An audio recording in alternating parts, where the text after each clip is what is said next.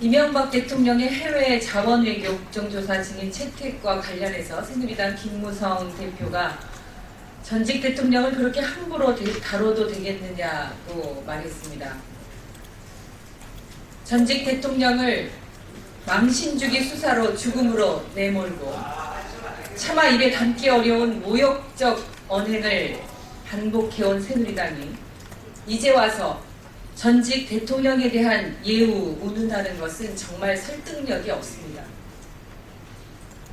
27조 원의 국부를 탕진하고 34조 원의 국민 혈세를 더 투입해야 하는 상황이라면 전직 대통령뿐만 아니라 현직 대통령이라도 국회에 불러서 책임을 따져 물어야 하는 것이 마땅합니다. 진실을 밝히는데 성역이 있을 수 없습니다. 국조특위 여당 간사인 권성동 의원은 정책 집행 과정에서의 잘잘못을 갖고 최고 국정 책임자를 불러서 묻는다는 것은 나라 체면도 말이 아니다라고 했습니다.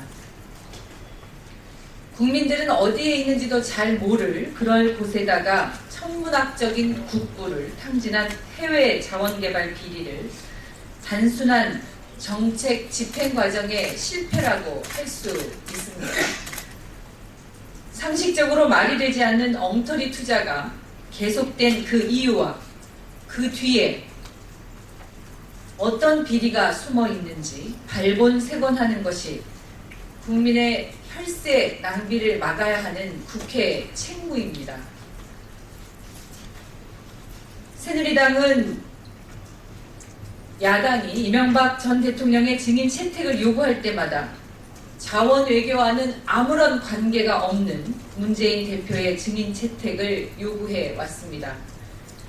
이제 우리 당이 새누리당의 요구를 수용하겠다는데 이제 와서 말을 바꾸는 것은 새누리당이 스스로 지금까지 정치 공세를 취해 왔으며 이명박 전 대통령의 방패막이 역할을 해왔다는 것을 자인하는 것입니다.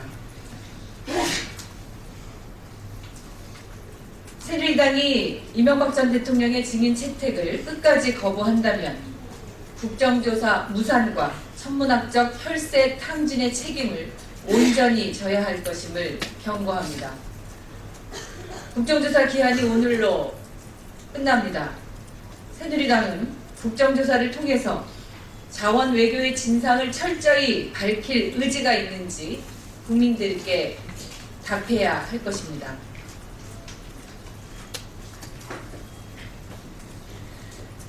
박근혜 대통령이 세월호 인양을 적극 검토할 것이라고 했습니다. 늦었지만 다행스럽습니다. 그러나 이것이 행여나 세월호 특별법 시행령 논란을 물타기 하려는 시도가 아닌지 우려됩니다. 유가족과의 면담에서 원론적 입장만 반복한 해수부 장관, 그 태도도 우리의 걱정을 더욱 깊게 합니다. 세월호 참사 이후 박근혜 대통령은 세월호 진상규명에 앞장서겠다, 유가족들의 여한이 없도록 하겠다고 약속한 바 있습니다. 이제 더 늦기 전에 이 약속을 지켜야 합니다. 세월호 인양은 진실을 밝히기 위한 출발이며 안전한 나라를 만들기 위한 다짐입니다. 세월호 일주기를 앞두고 세월호 인양은 이제 더 이상 늦출 수 없습니다.